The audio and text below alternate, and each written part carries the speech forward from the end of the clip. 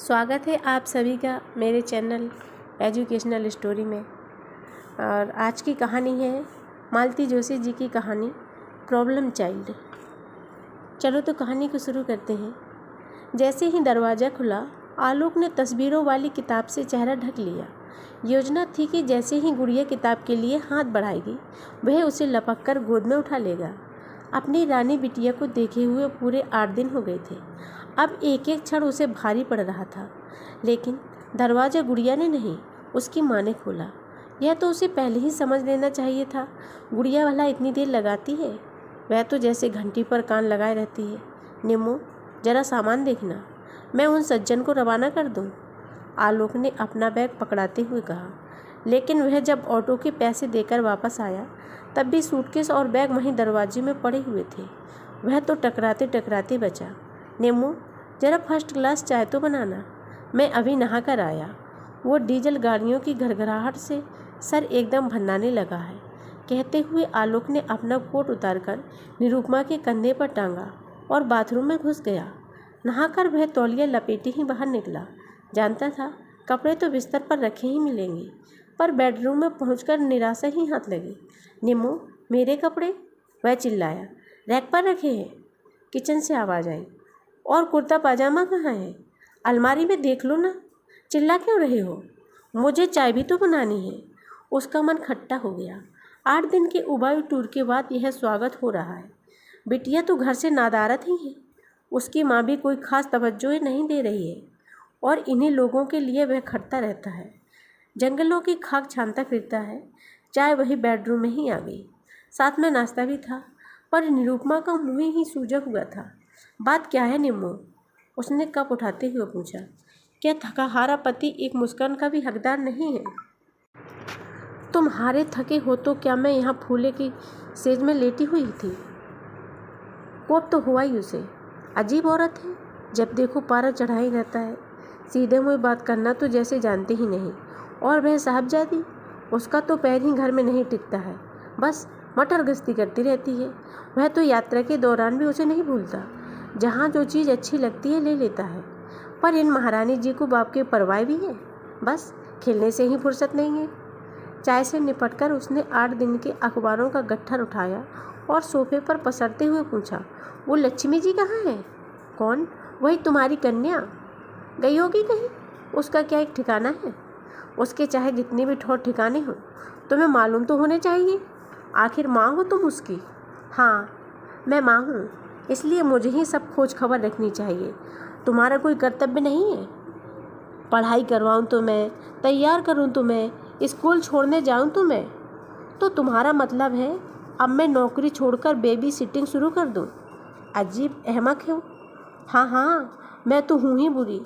तुम इसी तरह हमेशा मुझे जलील करते रहते हो, तभी तो वह मुझे घास नहीं डालती, एक बात नहीं सुनती है मेरी। कुछ कहने जाओ तो ये देखो। और निरुपमा ने अपना हाथ उसके आगे कर दिया। आलोक ने देखा, कलाई पर दांतों के गोल गोल निशान थे। खून रिस रिस कर उन पर जम गया था। यह क्या हुआ? काटा है तुम्हारी लाडली ने। क्या बात करती हो? तो क्या मैं झूठ कह रही हूँ?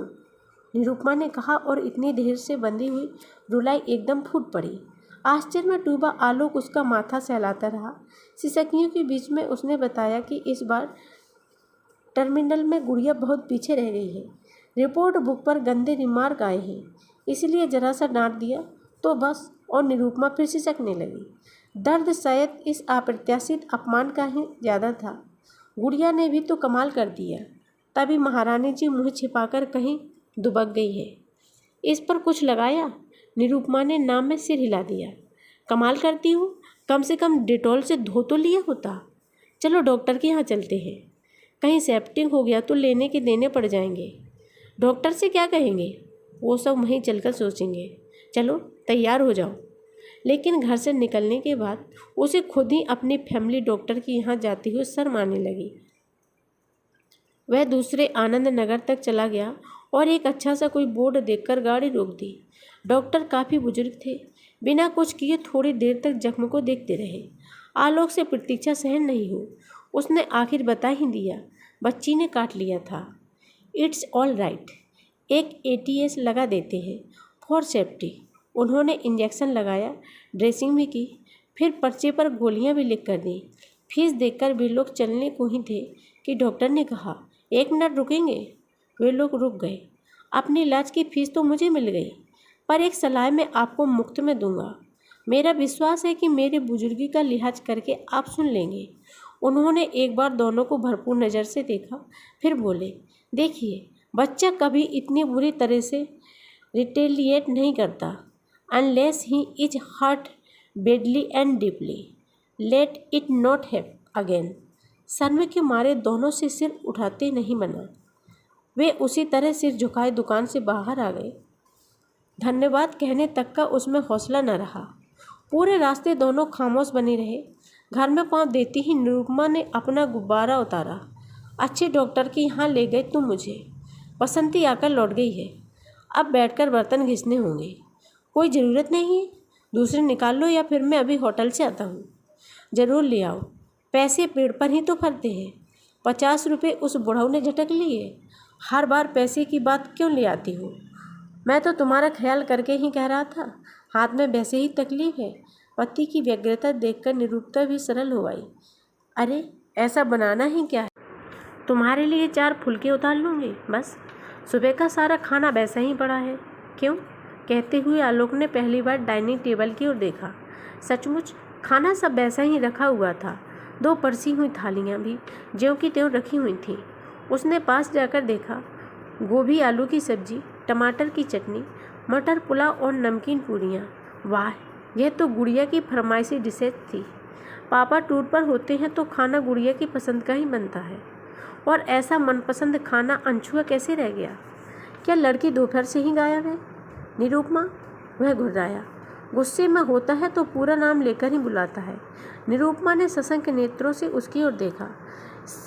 तुम्हें सिर्फ बसंती की पड़ी है, जरा अपनी लाडली के बारे में भी तो सोचो। ऐसा तो नहीं कि हमारे पीछे आई हो और ताला देकर लौट गई हो। देखती हूँ, शायद पड़ोस में बैठी हो। नहीं, पड़ोस में होती तो मुझे देखकर दौड़ी चली जाती। मैं जरा सामने वाले ब्लॉक तक पूछ आता हूँ। एक उप्पल के यहाँ मत जाना। कल को मिसेज उप्पल सब और कहती फिरेगी कि इन्हें अपनी बच्ची का भी होश नहीं है। कहने को तो वे यह भी कह सकती हैं कि लड़की सारी शाम हमारे यहाँ बैठी रही और कोई पूछने भी नहीं आया। तुम भी पता नहीं किस किस बात का प्रेस्टेज इश्यू बना लेती हो। अच्छा, तुम अब भाषण तो मत दो। मैं पड़ोस के विशु को मेज भेज रही हूँ। वैसे भी बच्चे इतनी देर बाहर खेलते अच्छे नहीं लगते। दिया बाती से पहले घर आ जाना चाहिए। ये भाषण भी अपनी लाडली को ही सुनाना, मुझे तो वह कुछ गिनती ही नहीं। आलोक फिर चुप हो गया। कुछ देर तक घर में सन्नाटा सा छा गया। केवल किचन से खटर पटर की आवाज़ें आती रहीं। उन्हीं की ताल पर आलोक सोचता रहा, पता नहीं कहाँ क्या कमी रह जाती है कि गुड़िया धीरे धीरे एक प्रॉब्लम चाइल्ड बनती जा रही है। और गुड़िया ही क्यों, उसके भाइयों के, बहन के सभी बच्चे इसी तरह समस्या बनते जा रहे हैं। बड़ी माँ तो अक्सर कहती भी है, धन हो तुम लोग और तुम्हारे ये बच्चे। हमारे अगर ऐसे होते तो हम तो सचमुच पागल हो जाते। एक एक दो दो है तो निभ भी रहा है। उसे अपना बचपन याद हो आया। सच, कितने बच्चे थे घर में। माँ के 5, बड़ी माँ के साथ बुआ लोग आती तो उनके भी जुड़ जाते, पर कहीं कोई बवाल नहीं होता था। माँ बड़ी लड़कियों को साथ लेकर खाना बना देती। बड़ी माँ सबको अपने सामने गोलाकार पंक्ति में बिठाकर खिला देती। तीज त्यौहार छोड़कर रोज़ तो वहीं मेनू रहता, दाल भात, सब्जी रोटी, अचार की एक आध फाँक साथ में। नाश्ते का तो कोई झंझट ही नहीं था। सुबह का स्कूल हुआ तो रात की रोटी दूध में मेड़ कर खा ली। दोपहर का स्कूल हुआ तो स्कूल से लौटकर सुबह की सब्जी रोटी खा ली। माँ को फुर्सत हुई तो उसी रोटी को तवे पर घी डालकर करारा सेक देती थी। कपड़े साल में 2 बार बनते थे, या फिर किसी की शादी पर। फालतू लाड़ दुलार के लिए ना किसी के पास समय था, ना वैसा रिवाज ही था। फिर भी कभी किसी बच्चे ने माँ को इस बुरी तरह से काटा हो, ऐसा नहीं सुना गया। काटना तो बहुत दूर की बात है, बड़ों के सामने ऊंची आवाज़ में बोलने तक का ताव न था। अब तो इतनी सुख सुविधा है, इसके बावजूद भी सब कुछ जैसे उलट पुलट हो गया। घड़ी ने 7 बजाए तो उसने आदत के अनुसार प्रादेशिक समाचारों के लिए रेडियो खोला, फिर तुरंत ही बंद कर दिया। एक बार टीवी लगाकर देखा पर मज़ा नहीं आया। वह उठकर चहलकदमी करने लगा। तभी एहसास हुआ कि घर में एकदम सन्नाटा है। अब तो किचन से भी आवाज़ें नहीं आ रही थी, पर हाँ, कहीं से दबी दबी सी सिसकियाँ सुनाई दे रही थी। उसने पर्दा हटाकर देखा। डाइनिंग टेबल का नज़ारा बदला हुआ था। सुबह की थालियाँ उठ गई थीं, खाना नई सिरे से लगा दिया गया था और सजी सबरी मेज पर सिर रखकर निरुपमा सिसक रही थी। निम्मो, उसने अपनी पत्नी के बालों में प्यार से हाथ फेरते हुए पुकारा। कितनी ललक से मैंने दोपहर का खाना बनाया था, उसने सुबकते हुए कहा, पर लड़की ने एक कौर भी मुँह से नहीं लिया। सुबह दूध के साथ 2 बिस्किट खाए थे, उसी पर चल रही है। पता नहीं स्कूल में टिफ़िन भी खाया था या नहीं। हफ्ते में 3 दिन तो अनछुआ ही वापस आ जाता है। इन्हें खाने की भी सुध नहीं रहती। आलोक को इस बात पर गुस्सा आया कि इन्हें सिर्फ गुड़िया का रिपोर्ट कार्ड देखने की जल्दी थी। टिफ़िन से इनका कोई मतलब नहीं था, लेकिन वह जब्त कर गया। निरुपमा को और रुलाने का उसका मन नहीं था। एक कुर्सी खींचकर वह उसके पास बैठ गया और मुलायम स्वर में बोला, निम्मो, मुझे सच सच बताओ कि क्या हुआ था। बताया तो था। नहीं, पूरा सच बताओ। वह कोई पागल नहीं है कि ऐसे काटेगी। कुछ तो हुआ होगा। मैंने उसकी थाली खींच ली थी। क्यों? वह मेरा मुंह चिढ़ा रही थी। क्या बात करती हो? वह भला ऐसा क्यों करेगी? डांट दिया था मैंने। पर क्यों? उसका रिपोर्ट कार्ड देखो, तब पता चलेगा। तब तुम भी अपने को रोक नहीं पाओगे। पर यह काम खाने के बाद भी तो किया जा सकता था। खाने के बाद वह रुकती है घर में। 1 मिनट को तो उसका पाँव घर में ठहरता नहीं है। स्कूल का काम ही मैं कैसे करवाती हूँ, यह बस मेरा भगवान ही जानता है। वह घर से इस तरह भागी भागी क्यों फिरती है? जानती हो, तुम्हारा 8 पहर का टोकना उसे रास नहीं आता। चिढ़ जाती है वह। मुझे कोई शौक है चिल्लाने का? और कौन से माँ बाप हैं जो बच्चों को नहीं डांटते? कभी कभार घर में रहा करो तो पता चलेगा कि कितना सिर खपाना पड़ता है। तुम अपनी महत्वाकांक्षाओं में थोड़ी ढील दे दो तो सारी मुश्किलें आसान हो जाएंगी। पर यह बात कभी तुम्हारी समझ में आती ही नहीं है। भाई, बच्चा भी तो अपने सामर्थ्य के अनुसार ही पढ़ेगा। बुद्धि कोई ऊपर से तो थोपी नहीं जाती। आखिर विद्या बुद्धि भी तो उसने हमसे ही विरासत में पाई है। तुम्हारी तो मैं नहीं जानता, पर मैं तो कभी टॉपर नहीं रहा। हमेशा 2nd डिवीज़न में ही पास होता रहा। लेकिन तुम्हें हमें इतना अच्छा स्कूल भी तो नहीं मिला। ना हमारे ज़माने में ऐसे स्कूल थे, ना हमारे माँ बाप के पास इतना पैसा था। इनके भाग्य से सब जुट गया है तो इन्हें कद्र नहीं है। सच कहती हूँ, हर महीने फीस जमा कराते हुए कलेजे में आग लग जाती है। लूटते हैं बस। महंगे स्कूल में पढ़ने की जिद उसने तो नहीं की थी निम्मो। यह तो हमारा हट था, हमारा शौक़ है। हमें जो नहीं मिला वह हम अपने बच्चों को देना चाहते हैं। अपनी अतृप्त आकांक्षाओं का बोझ हम बच्ची। अब तुमने फिर भाषणबाजी शुरू कर दी। अच्छा, रहने दो। पर सीधी सादी भाषा में एक बात कहूँ, स्कूल कितना भी महंगा हो, क्लास के सब बच्चे तो फर्स्ट नहीं आ सकते। फर्स्ट तो एक ही आएगा। फर्स्ट ना सही, पर 3rd 5th ये भी कोई रैंक होती है। छी, मुझे तो किसी को बताते हुए भी शर्म आएगी। तो तुम्हारा गुस्सा शायद इसीलिए है कि अब तुम्हें अपनी सहेलियों के सामने नीचे देखना पड़ेगा। उनकी तरह तुम डीग नहीं हाँक सकोगे। ज़रूर तुमने कपूर के, बॉबी का, यहाँ मेहता की, सुमन का जिक्र किया होगा, तभी तो वह इतना चिढ़ गई होगी। निरुपमा का चेहरा फिर तमतमाने लगा था। तभी दरवाजे की घंटी बजी। आलोक ने लपककर दरवाज़ा खोला, पर अफसोस, सामने वाजपेयी जी की उर्मिला खड़ी थी। उसे देखकर ही याद आया कि आज बुधवार है और 8 बजने ही वाले हैं। नमस्ते भाई साहब। नमस्ते। आलोक ने बेमन के प्रति नमस्कार किया। आज आपको दरवाज़ा खोलना पड़ा? गुड़िया कहाँ है? पढ़ रही है क्या? सहेली के यहाँ बर्थडे पार्टी में गई है। आलोक अवाक रह गया। निरुपमा ने कितनी जल्दी और कितने सहज भाव से उत्तर घड़ लिया था। काश यही सच होता। वैसे उर्मिला को सच झूठ से कोई सरोकार नहीं था। उसने तो मात्र औपचारिकता बरती थी। उसे तो चित्रहार से मतलब था। आंधी हो या तूफान, वह चित्रहार देखने जरूर आती है। शुक्रवार बुधवार उसका आना नियम सा हो गया था, पर इससे पहले कभी इतना अखरा नहीं था। टीवी पर विज्ञापन आने शुरू हो गए थे। आलोक के कान दरवाजे पर लग गए। कहीं भी खेलती रहे लड़की, विज्ञापन के समय उसका घर में आना निश्चित था। इसी विश्वास के बल पर वह इतनी देर से अपने को रोके हुए था। उसकी प्रतीक्षा करते हुए वह मन ही मन अपना पाठ दोहरा रहा था। क्या करेगा वह? पहले डांटेगा या प्यार करेगा? पहले डांट रिजल्ट के लिए होगी या बदतमीजी के लिए? सजा के तौर पर वह खिलौने आज नहीं देगा। तस्वीरों वाली किताब तो वह देख ही नहीं लेगी।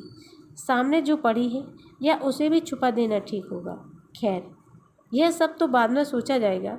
सबसे पहले तो वह उसे जी भरकर विज्ञापन देखने देगा। लड़की जैसे जान छिड़कती है उस पर, उसकी तो जैसे समाधि लगा जाती है, पलक तक नहीं झपकाती। स्कूल से उपहार स्वरूप मिली जुओं के निष्कासन से निरुपमा को यह समय उपयुक्त लगता है। लड़की जगह से हिलती भी नहीं है। जैसे ही पहला गाना समाप्त हुआ, आलोक का धीरज जवाब दे गया। उसने स्कूटर की चाबी उठाई और चप्पल पहनकर बाहर आ गया। निरुपमा भी उसके पीछे भागी भागी आई। कहाँ जा रहे हो? कहीं तो जाना पड़ेगा।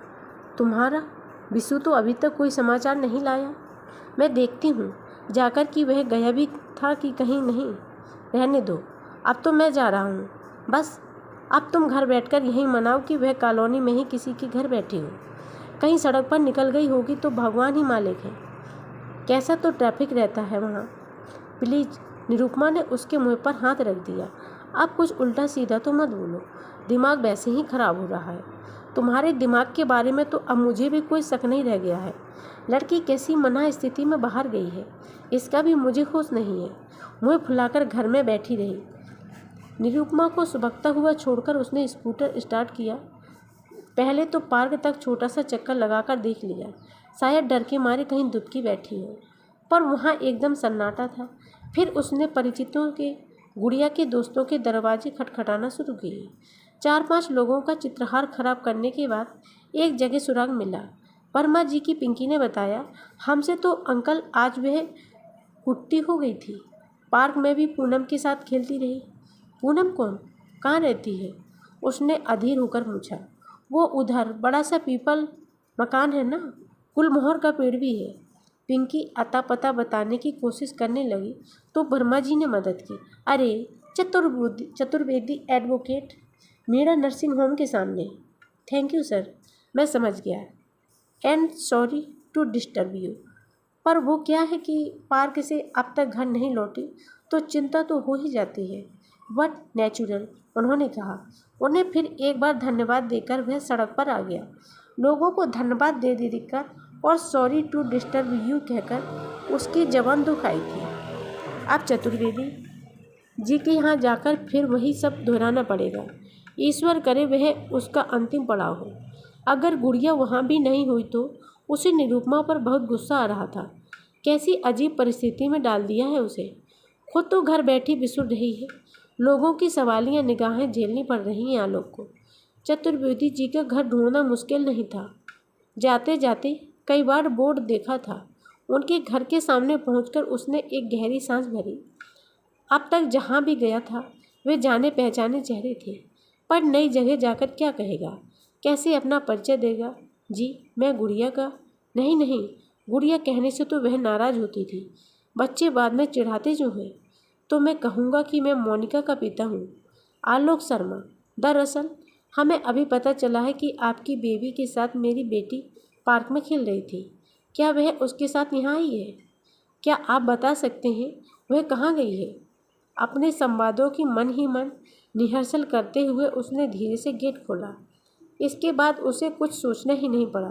2 नन्हे नन्हे हाथों ने उसे खींच लिया। उसने लपककर उसे गोद में उठा लिया। गुड़िया ही थी वह। उसके स्कूटर की आवाज़ पहचानकर दौड़ी चली आई थी। उसने देखा वह स्कूल यूनिफॉर्म में ही थी। आलोक समझ गया, पहले झड़प तो इसी बात पर हुई होगी। स्कूल से लौटते हुए भूख से बेहाल हो जाती है लड़की। कपड़े बदलना, जूता बस्तर ठिकाने पर रखना, हाथ मुँह धोना, सब उसे पहाड़ सा लगने लगता है। पर निरुपमा कभी रियायत नहीं देती। फिर कभी कभी भी जिद पर आ जाती है। माँ की लड़की जो ठहरी। गुड़िया का इस तरह सामने आ जाना इतना अप्रत्याशित था कि राहत का एहसास करने में भी कुछ वक्त लगा। फिर तो जैसे खुशी का ज्वार उमड़ पड़ा। उसे बार बार चूमते हुए वह कहने लगा, कहाँ रह गई थी मेरी रानी? पता है मम्मी कितनी परेशान हो रही हैं। तुम्हें पता नहीं था कि आज पापा आने वाले हैं, और पापा को अगर अपनी गुड़िया न मिले तो कितना बुरा लगता है। चलो अब जल्दी घर चलो। मम्मी बेचारी रो रो कर हलकान हुई जा रही है। दादी माँ, मैं जाऊँ? गुड़िया ने कहा तो उसे होश आया कि वह दूसरों के दरवाजे पर खड़ा है और शिष्टाचार भी कोई चीज़ होती है। उसने देखा एक बुजुर्ग सी महिला दरवाजे पर खड़ी थी। अगल बगल दो नन्हे मुन्ने भाई भी थे जो कौतूहल से आलोक को देख रहे थे। पूनम, ये मेरे पापा हैं, गुड़िया ने हुलसकर कहा। अच्छा हुआ बेटा जो तुम आ गई। बच्चे की दादी अब नीचे उतर आई थी। मैं तो परेशान हो रही थी कि इसे घर कैसे भिजवाऊं। मुझे तो रात में ठीक से नज़र भी नहीं आता। बहू और बेटा दोनों एक शादी में गए हैं, उन्हीं का इंतज़ार कर रही थी। अब इतनी बुजुर्ग महिला को वह धन्यवाद भी कह दे। विनम्र स्वर में बोला, मैं बहुत शर्मिंदा हूँ। दरअसल आंटी, हमें पता ही नहीं था कि यह यहाँ होगी। हम तो पास पड़ोस में ही ढूंढ रहे थे। वो तो अभी किसी ने बताया तो मालूम हुआ। इसने आपको तंग तो नहीं किया? अरे नहीं, यह तो बड़ी प्यारी बच्ची है। बस तीनों मिलकर मज़े से कहानियाँ सुनते रहे। वाह, फिर तो गुड़िया को खूब मज़ा आया होगा। अच्छा बेटे, अब दादी माँ को प्रणाम करो, अपने दोस्तों को टाटा करो। पूनम बेटे, भैया को लेकर कभी हमारे यहाँ भी आना। सॉरी। औपचारिकताएं पूरी करके हम बाहर आया। गुड़िया को गोद से उतारकर गाड़ी स्टार्ट करने ही वाला था कि लगा पीछे कोई खड़ा है। देखा, बच्चों की दादी ही थी। एक बात कहनी है बेटे। आलोक ने सांस रोक ली। निरुपमा ने आज अच्छा तमाशा बनाया है। शाम को डॉक्टर साहब ने डोज पिलाया था। अब यह नितांत अपरिचित महिला भी उपदेश देने वाली है। वह अदब के साथ खड़ा हो गया, पर उन्होंने बस इतना ही कहा, देखो बेटा, घर पर जाकर डांट डपट मत करना। उसकी कोई गलती नहीं है। दरअसल मैंने ही उसे रोक लिया था। अकेले भेजने की हिम्मत नहीं पड़ी। लड़की पहले से ही डरी हुई है, इसलिए समझा रही हूँ। तुम बुरा मत मानना बेटा, पर एक बात ध्यान में रखो, बच्चों पर माँ बाप का रौब तो होना ही चाहिए, बहुत ज़रूरी है वो। पर उनके मन में दहशत नहीं होनी चाहिए, खौफ नहीं होना चाहिए, नहीं तो वे ठीक से पनपते नहीं हैं। आलोक ने राहत की सांस ली। चलो, सस्ते में जान छूटी। इतनी सी बात तो वह झेल सकता है, पर कहीं अगर भी पूरी बात जान पाते तो सब तो अच्छा खासा प्रवचन सुनना पड़ता। हेडलाइट की रोशनी में उसने दूर से ही देख लिया था। निरुपमा बरामदे की सीढ़ियों पर बैठी हुई थी। उन लोगों के पहुंचते ही वह दौड़ी चली आ गई। गुड़िया को उठाकर उसने छाती में भींच लिया, उस पर चुंबनों की बौछार कर दी। साथ में वह रोती भी जा रही थी। कहाँ रह गई थी मेरी बच्ची तू? मम्मी को कितना इंतज़ार करवाया, मम्मी से रूठ कर गई थी तू? ऐसे भी रूठता है कोई? मम्मी कितना रोई है पता है? गुड़िया बड़े मज़े से माँ की गलवैयाँ देकर प्यार की उस फुहार में भीग रही थी। उसी समय पास पड़ोस के घरों से संगीत की परिचित धुन सुनाई दी। शायद दूरदर्शन पर समाचार समाप्त हो गए थे। गुड़िया माँ की गोद से सर से नीचे उतरी और तीर की तरह भीतर चली गई। ओ माँ, निरुपमा ने जोर से सिसकारी भरी। उतरने की हड़बड़ी में गुड़िया ने शायद उसका जख्मी हाथ दुखा दिया था। देखा कैसी दुष्ट है, यहाँ तो हम रो रो कर बेहाल हुए जा रहे हैं और उसे टीवी की पड़ी है। टेक इट इजी डार्लिंग, आलोक ने उसकी पीठ थपथपाकर कहा। सच तो यह था कि वह बेहद थक गया था। अब और नाटक झेलने की ताकत उसमें नहीं थी। गुड़िया टीवी के सामने आसन लगाकर बैठ गई थी। ट्यूबलाइट के उजले प्रकाश में निरुपमा ने देखा तो चीख उठी, हाय मैं मर जाऊं। तू क्या ऐसी भूतनी सी चतुर्वेदियों की यहाँ गई थी? तुम्हें किसने बताया? आलोक ने पूछा। वर्मा जी का सुनील आया था, कह रहा था पापा ने भेजा है ताकि आप जिक्र ना करें। It was very thoughtful of him. पर इसे तो देखो। रिलैक्स निम्मो, चतुर्बुद्धि जी कोई तोप नहीं है। उनके भी बच्चे हैं, वे भी यूनिफॉर्म पहनते हैं और सबसे बड़ी बात यह है कि मिसेस चतुर्वेदी घर पर नहीं थी, इसलिए तुम्हें डरने की ज़रूरत नहीं है। बस आप फटाफट खाना लगाओ, भूख से दम निकला जा रहा है। बस अभी गर्म करके ला रही हूँ। तब तक इससे कहो कपड़े बदल ले। बदल लेगी भाई, और एक दिन नहीं भी बदले गए तो कोई आसमान नहीं टूट जाएगा। गुड़िया रानी, विज्ञापन ख़त्म होते ही तुम उठोगी और वॉश बेसिन पर जाओगी। कपड़े नहीं बदलोगी तो चलेगा, पर हाथ तो धोने पड़ेंगे। गंदे हाथों से कोई खाना थोड़े ही खाता है। पापा, मैं खाना नहीं खाऊंगी। क्यों बेटा, इस तरह भी रूठता है कोई? मैंने है ना पूनम के यहाँ खा लिया था। क्या? निरुपमा इतनी ज़ोर से चीखी कि लड़की बेचारी सहम गई रुआ से।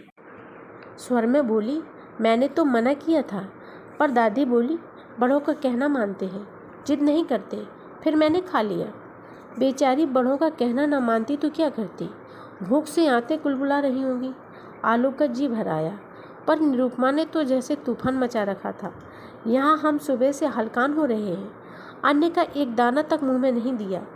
तब से बैठे बस भगवान को मना रहे हैं, और इस महारानी को देखो। अब बस भी करो। आलोक जोर से गुर्राया। तब जाकर उसका भुनभुनाना बंद हुआ। उसने खा लिया तो ठीक है, पर अब मेरे पेट में भी तो कुछ डालो। तुम तो ऐसे कह रहे हो जैसे मैं 56 भोग खाकर बैठी हूँ। आलोक ने उत्तर नहीं दिया। अब किस किस बात का जवाब दे वह? खाना खाते समय भी वह चुप ही था। 4-5 कौर चुपचाप निगलने के बाद एकाएक निरुपमा बोली, सुनो, सुनाओ। उसने सचमुच खा तो लिया होगा ना? बच्चे झूठ नहीं बोलते। नहीं, मेरा मतलब है वहाँ पता नहीं कैसा खाना मिला हो। देखो निरुपमा, उनके यहाँ भी बच्चे हैं और इसी एज ग्रुप के हैं, इसलिए खाना भी बच्चों के लायक ही बना होगा। भूखी होती तो अपने साथ खा ना लेती। खैर, भूखी क्यों रहेगी? वहाँ तो खा ही लिया होगा। वहाँ नखरे उठाने वाला था ही कौन? यहाँ तो मम्मी बैठी है ना। मम्मी को तंग करने की तो उसने जैसे कसम खा रखी है। निम्मो, तुम भी कमाल की चीज़ हो। भगवान ने तुम्हें बड़ी फुर्सत में बनाया है। क्या हुआ? सोचता हूँ तुम पर एक थीसिस लिख डालो। पिछले साल रेवती बीएड के लिए प्रॉब्लम चाइल्ड की एक फाइल तैयार कर रही थी, याद है? खूब याद है। तुमने कहा था कि एक प्रॉब्लम चाइल्ड तो अपने घर में ही मौजूद है। निरुपमा ने मुंह फुलाकर कहा। उसका गुस्सा अब तक ताज़ा था। अरे, वह तो यूं ही मजाक किया था, पर अब एक बात सीरियसली सोच रहा हूँ कि प्रॉब्लमेटिक मदर्स पर रिसर्च कर डालूं। सच, तुमसे अच्छा नमूना तो मिल ही नहीं सकता। निरुपमा ने आंखें तरेरकर उसकी ओर देखा। वह उसी तरह शरारती मुस्कान फेंकता हुआ हाथ धोने चला गया। लौटकर देखा, गुड़िया सोफे पर ही लुढ़क गई है। अरे, यह तो सो गई। कौन सी नई बात है? सुनो, मैं बिस्तर ठीक कर रही हूँ, तुम उसे ले आओ। यह भी रोज का कार्यक्रम था। गुड़िया को सुलाकर आलोक भी एक पत्रिका लेकर बगल में लेट गया। निरुपमा ने धीरे से गुड़िया के बालों से क्लिप निकाले, खोले से जूते और मोजे उतारे, फिर बड़ी तरकीब से दिन भर का वासी और चुमड़ा हुआ यूनिफॉर्म उतारा। गुड़िया नींद में गुनगुनाती रही, फिर सो गई। इसके बाद निरुपमा क्रीम ले आई और गुड़िया के चेहरे पर, हाथ पैरों पर मलती रही। फिर उंगलियों को पोरों को तेल में डुबोकर वह उसके बाल सहलाती रही। सारा कार्यक्रम हो जाने के बाद उसने धीरे से उसका माथा चूम लिया। आलोक को पता ही नहीं चला कि पत्रिका कब उसके हाथ से फिसल गई। वह तो मंत्रमुग्ध की तरह माँ बेटी को देखे जा रहा था। निम्मो, उसने भावुक होकर कहा, इस प्यार का चौथा हिस्सा भी तुम इसे जागते में दे सकोगी तो इसकी काया पलट कर दोगी। तुम्हें खुद विश्वास नहीं आएगा कि यही तुम्हारी गुड़िया है जो रात दिन तुम्हें तंग किए रहती है। निरुपमा ने एक बार पति की ओर देखा और सपाट स्वर में बोली, वो प्यार व्यार तो ठीक है, पर होमवर्क का तो आज कुंडा ही हो गया ना। सुबह देखो स्कूल जाते समय कैसा महाभारत मचेगा, और कल नहीं गई तो मुझे झक मारकर अड़ोस पड़ोस में कॉपी मांगने जाना पड़ेगा, नहीं तो परसों का होमवर्क भी गोल हो जाएगा। आलोक सिर पकड़कर बैठ गया।